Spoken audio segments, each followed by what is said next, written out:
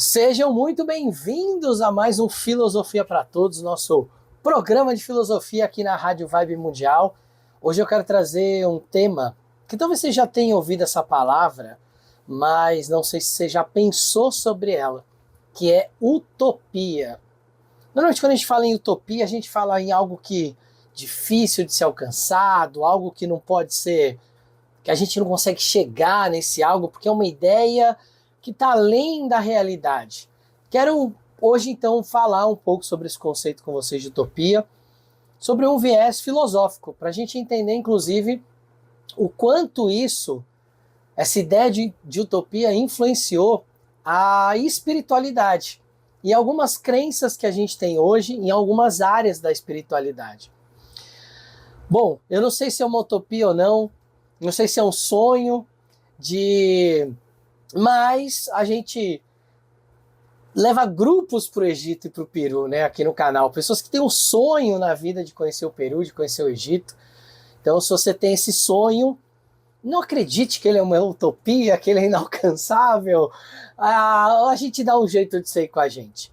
Ir para o Peru e para o Egito não são viagens tão caras assim como para outros países. Claro que são viagens ali que você tem um custo de passagem aérea e tudo, mas por tudo que a gente entrega lá nessas viagens, acho que é uma viagem que no fim ela é muito transformadora. Ela pode até nascer como uma utopia, mas que seja um sonho que você possa realizar. Se você está interessado em conhecer um pouco mais, nós temos o nosso site lá, que é universodh.com.br, onde nós temos uma aba que é a aba de viagens. E lá tem tudo bonitinho para a gente ir para o Egito agora em maio de 2025 e para o Peru em setembro de 2025. Duas viagens incríveis, com vivências espirituais, com práticas de autoconhecimento, além, é claro, de toda a parte de ficar em hotéis muito bons, de ter um transporte dentro do Peru com guias extremamente competentes, assim como no Egito. A gente vai conhecer templos, pirâmides, então aproveita essa chance de viajar comigo, com os guias especiais que a gente tem, com os arqueólogos que vão estar junto com a gente, para que a gente possa fazer uma viagem incrível, que não seja, como eu disse, uma utopia. Mas vamos lá, o que é utopia? Então, utopia é uma palavra que vem do grego e ela se traduz mais ou menos como um lugar nenhum ou nenhum lugar. Ou seja, é como se eu estivesse dando um exemplo de algo que não é um lugar que existe. É um lugar nenhum, é só uma ideia, uma metáfora, um conceito.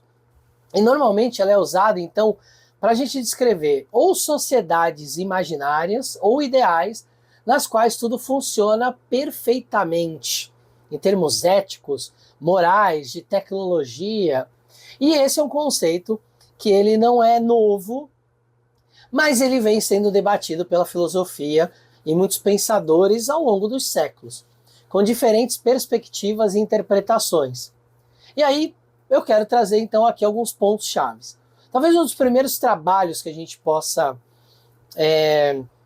olhar com carinho seja Platão. Sim, aquele filósofo grego que viveu lá 2.300 anos atrás, 2.400 anos atrás. Ele tem um trabalho que chama República. E esse trabalho, o Platão se pautou em tentar criar o que seria uma sociedade ideal. E essa sociedade, ela seria conduzida por reis filósofos. Qual que é a ideia de Platão, então? Vamos lá, que a ideia dele é muito bacana para a gente entender a ideia de utopia. O Platão, ele achava que a democracia era bacana, mas ele achava que tinha um sistema ainda melhor que a democracia, que era uma espécie de sapiocracia. O que era essa ideia de sapiocracia? Como se as sociedades produzissem sábios e que esses sábios se tornariam os reis e logo os governantes daquela cidade-estado. Como é que isso seria feito? Escolas de filosofia, de crescimento da vida pública, de ética, de uma série de coisas, em que a gente ia formar por muitos anos as pessoas, talvez 35, 50 anos, a ideia do Platão era 50 anos estudando para virar.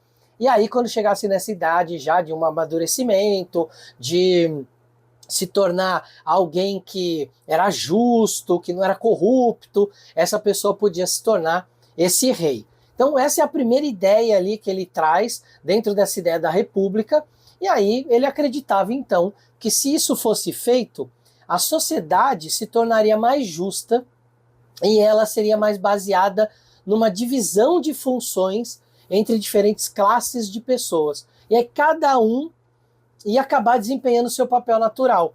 Então, por exemplo, uma pessoa que nasceu com um ímpeto de ser artista, ela ia ter o lugar dela na sociedade garantido como artista, ia ter a subsistência dela garantida. Aquele que nasceu para ser um político ia passar pelas escolas para poder chegar lá. Então é como se cada um, numa sociedade onde você tem um rei sábio, onde cada um pudesse, de alguma forma, desempenhar as suas capacidades naturais. E já pensou que beleza que seria, né? A gente tem governantes sábios de verdade, não governantes que falam abobrinhas, né? Como a gente tem se acostumado aí nos últimos tempos.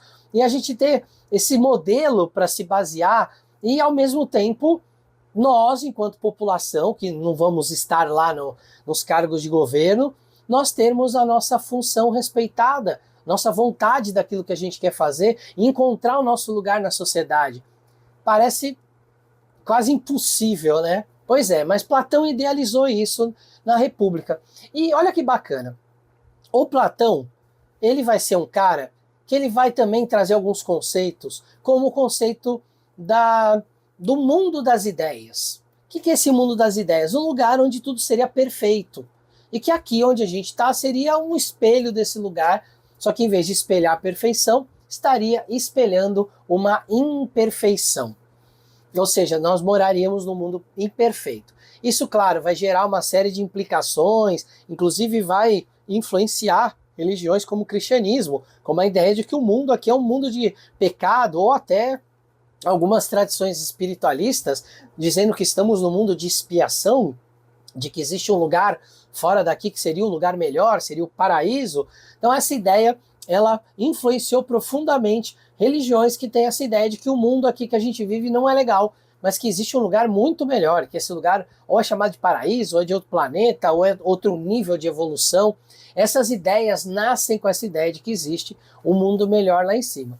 E não à toa que Platão, em uma de suas obras, para exemplificar essa ideia de que pode existir um lugar melhor, ele vai criar uma metáfora de um lugar que é muito melhor do que onde ele mora, que era a Grécia ali, era ali onde a gente tinha a cidade-estado de Atena, e ele vai criar a mitologia de Atlântida, que provavelmente ele vai se basear nos minoicos, que naquela época era uma civilização que era considerada mais avançada tecnologicamente que os gregos, e vamos falar que os gregos nessa época tinham lá suas ferramentas de madeira, suas armas de bronze, eles tinham uma tecnologia ainda muito rudimentar, apesar, né, de toda a parte filosófica e tudo, mas ainda era uma tecnologia muito rudimentar. Eram bons em construção, né, a gente sabe, a gente viu os grandes templos que eles construíram, mas ainda tudo isso com ferramentas bem rudimentares. Os minoicos, teoricamente, tinham uma tecnologia de construção um pouco mais avançada, uma cultura naval,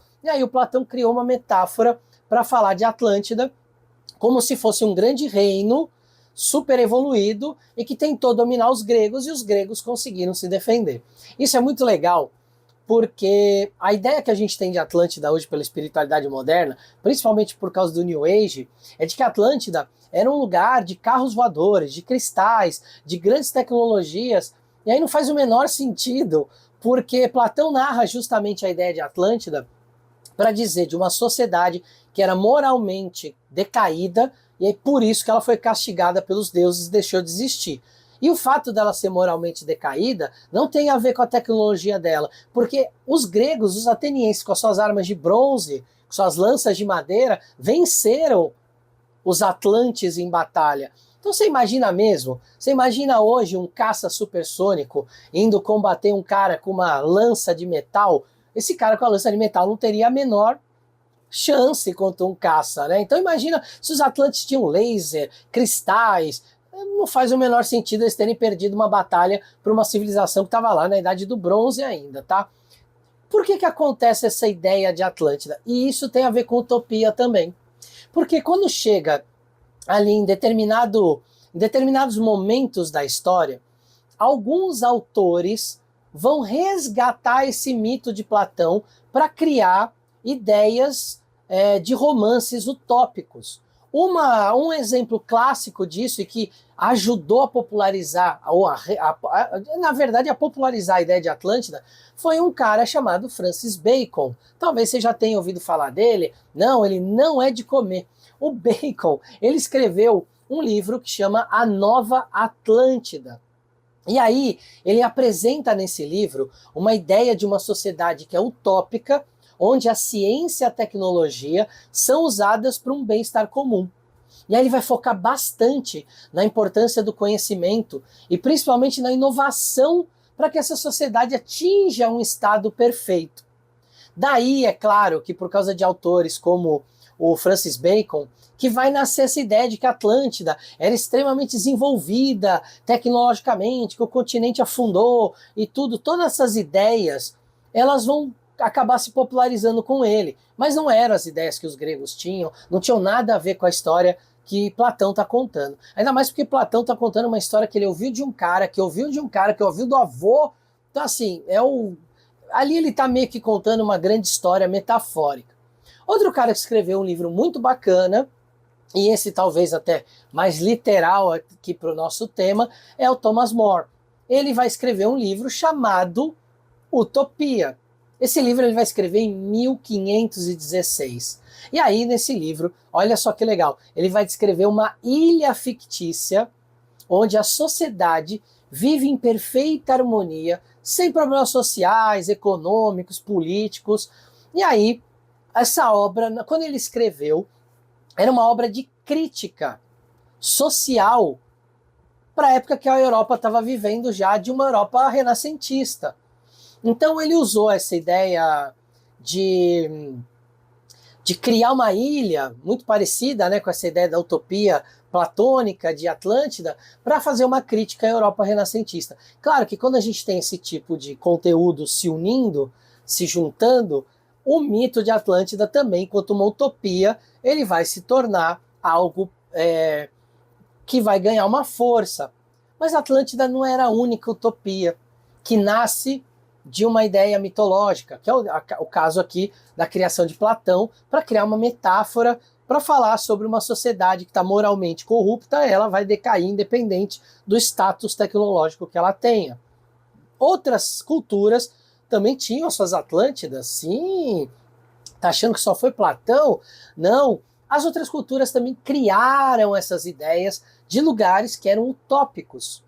Por exemplo, para a sociedade, em determinado momento histórico, para a sociedade dos povos que a gente chama de nórdicos, nós vamos ter um lugar chamado Hiperbórea, ou Tule, que seria um lugar também de desenvolvimento social, tecnológico, onde a comida é abundante. A gente vai ter lugares como Eldorado, que vai virar um mito para os colonizadores espanhóis virem para cá, uma cidade feita de ouro, onde jorra riqueza, onde tudo é limpo, tudo é incrível. A gente vai ter Agartha, Shambhala, Mu, Lemúria. Dependendo do povo, da época, da cultura, cada povo vai ter o seu paraíso perdido. Cada povo vai ter a sua Avalon.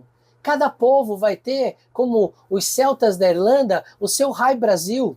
Olha aí, Léo, os celtas da Irlanda, sim, nós temos registros disso, né, desse nome aparecendo muito antes da descoberta aqui do que seria a América do Sul e de batizar a nossa terra de Brasil. Olha que louco isso, né?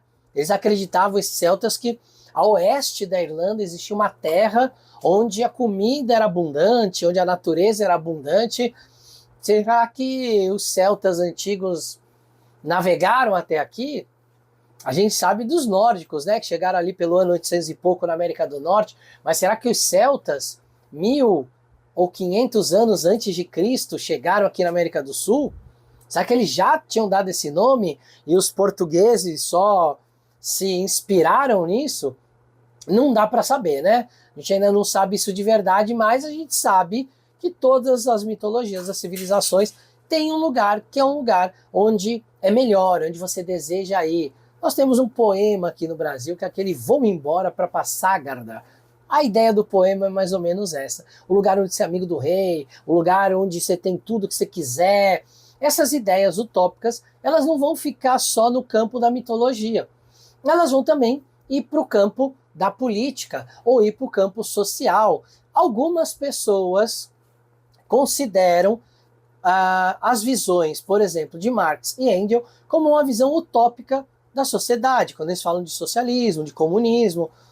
Vamos entender que os dois eram filósofos, os dois estavam falando sobre filosofia, assim como Thomas More escreveu um livro para criticar os problemas da Europa renascentista, tanto Marx quanto Engels, eles eram homens de seu tempo, eles estavam observando as coisas que estavam acontecendo ali e eles tinham críticas muito contundentes ao que estava acontecendo ali. Claro que talvez para hoje a gente pegar exatamente o que eles falaram naquela época, como se pegar o que Thomas More falou, como se pegar o que Francis Bacon, como se pegar o que Platão falou, talvez não faça mais sentido para o mundo atual, não da forma como foi escrita, talvez de outra forma, quem sabe, aí é um papo aí para a galera das ciências políticas. Mas a ideia de que uma sociedade sem classes, onde uma propriedade privada fosse abolida, os bens fossem distribuídos de acordo com as necessidades, olha só, não é uma ideia tão absurda quando a gente compara com as ideias utópicas que a gente acabou de ver aqui de Platão, de Thomas More, de Francis Bacon, que nem sabiam o que era comunismo ainda. Então quando a gente está falando de utopia, a gente está falando de uma sociedade mais evoluída, no sentido até de ser mais justa, então de todo mundo ter acesso a alguma coisa que precisa, que necessita, e que cada um possa expressar aquilo que é de verdade, sem depender de ter que fazer o que não gosta para, por exemplo, permanecer vivo. Então, essas ideias, elas têm um conceito utópico no sentido de que a gente está tentando caminhar para algo que é a perfeição do que a gente acredita que pode ser atingido. Mas claro que utopias têm os seus problemas também. O primeiro é o quanto isso é praticável. Então existem muitas críticas com relação à utopia, porque elas podem ser impraticáveis, porque elas podem ser impossíveis de ser implementadas no mundo real. Então, claro, que a gente pode ter aspirações utópicas, mas talvez ter um pouco do pé no chão também, para não ignorar as complexidades e as imperfeições humanas que podem tornar essas utopias não executáveis. A outra coisa é que, do mesmo jeito que a filosofia ela traz a ideia de uma utopia, né? E aí utopias, eu dei um exemplo aqui do Marx e do Engels, mas a gente também tem utopias de direita, utopias no sentido de o mercado vai se autorregular, como se isso é meio que uma utopia também de acreditar que o mercado sozinho vai se autorregular e que vai ser justo para todo mundo o tempo todo. Essas utopias, elas também vão gerar um tipo de literatura que são as distopias. E talvez as duas mais famosas, que são mais citadas, é a 1984, do George Orwell, e o admirado Mundo Novo, do Aldous Huxley. Ou seja, esses dois livros, eles falam de uma sociedade em que ela foi aparentemente levada a uma perfeição, só que essa perfeição chegou num ponto tão exagerado que ela acabou se tornando uma opressão com perda de liberdades fundamentais. Claro que isso, a gente está falando aqui de um espectro, quando eles estão falando em 1984, no Admirável Mundo Novo, eles não estão ali falando nem de comunismo, nem de capitalismo, nem de socialismo, nem de nada, nem o ismo específico. Mas eles estão dizendo que se uma sociedade chegar num nível de controle tão grande para que ela seja perfeita, pode ser que esse controle se torne justamente opressor e uma perda de liberdades. Então eles fazem contrapontos de que talvez a utopia ela seja muito bonita para que a gente aspire modelos, mas que se ela fosse colocada na prática, existe um risco muito grande dela se tornar opressiva e realizar algum tipo de perda de liberdade, certo? Então olha só, hoje em dia, o que a gente pode trazer a utopia para o nosso dia a dia? Então, primeiro, talvez inspirar discussões sobre mudanças sociais e políticas. Eu acho que todo mundo, independente do seu espectro político, todo mundo deseja ver que mora num país melhor. Todo mundo quer ter uma vida mais próspera, mais segura. Eu acho que, em geral, as pessoas pensam isso. Cada uma tem o seu caminho. E eu acho também, eu não vou ser inocente, eu sei que tem pessoas que não estão nem aí para isso. Elas querem fazer o delas, são egoístas, e quanto mais elas puderem passar em cima dos outros, melhor. Mas vamos imaginar, vamos ser otimistas, imaginar que a maioria das pessoas, com as oportunidades, com os desejos, com a sua vontade alinhada ao que é oferecido, vão admitir então que a maioria das pessoas elas queiram uma sociedade justa. Até porque se a sociedade é mais justa com ela também e ela se beneficia disso. Então eu acho que vale a pena a gente olhar para as utopias como uma forma da gente buscar modelos de coisas que podem ser melhoradas. E até olhar para os exageros que uma utopia pode trazer e acabar virando um sistema opressor em vez de um sistema libertador.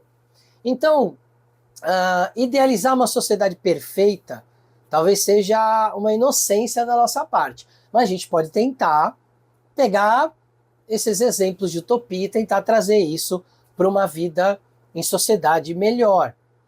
Como é que a gente pode pensar na utopia, então, numa prática para o nosso dia a dia? Não pensar agora só na coletividade, na sociedade. Bom, talvez o primeiro passo que a gente possa dar para um pensamento utópico que a gente tenha, do que a gente quer de uma sociedade, é nós nos tornarmos justamente esse modelo. Então, você não gosta que alguém cometa um crime? Você não gosta de corrupção? Acho que ninguém gosta, né?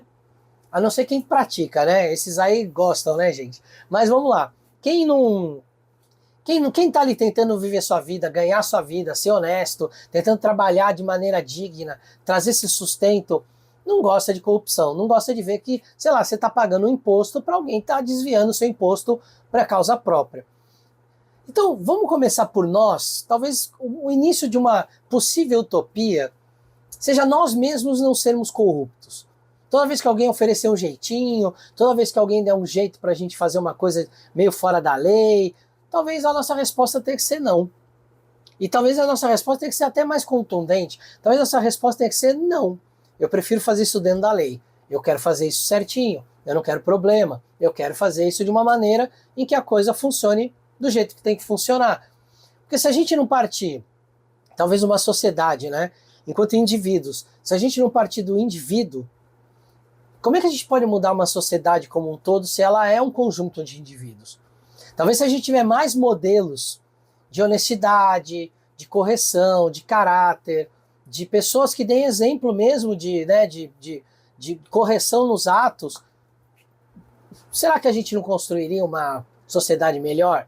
Será que aquele pensamento que passa às vezes pela nossa cabeça, mas está todo mundo fazendo, eu vou fazer também, putz, mas se eu pagar lá pro fiscal lá agilizar para mim, vai sair mais rápido. A gente sabe que quando a gente está num sistema que tem as suas corrupções, a gente sabe que muitas vezes o sistema cria dentro dele essa necessidade de ser alimentado pela corrupção para que ele continue existindo. Então você quer lá que o negócio ande mais rápido, o fiscal vai pedir uma propina, quando na verdade ele podia estar fazendo o trabalho dele só. A gente sabe que isso acontece, mas toda vez que a gente baixa a cabeça para isso, que a gente aceita isso, é mais um corrupto no mundo, e não menos um corrupto no mundo. Talvez a gente não consiga mudar aquela pessoa, talvez demore o que a gente precise, talvez pelas vias legais, muitas vezes a gente vai até sofrer com relação a isso. Mas será que não vale a pena ter menos um corrupto no mundo? Será que isso é muito utópico? Será que isso é um sonho? Ou será que dá pra gente, cada um de nós, fazer um pouquinho e tentar, aos pouquinhos, geração em geração, ir mudando esse mundo e tornando ele melhor? Talvez pro meu dia de amanhã, talvez pro meu eu daqui a 10 anos, talvez para as gerações futuras que aí estão. Não sei, será que eu estou viajando muito? Será que é possível? O que você acha? Você faz sua parte? Você acredita que alguns aspectos da utopia podem ser reais ou não? A utopia é só uma viagem baseada na imaginação? Quero saber o que você pensa. Escreve aí para mim.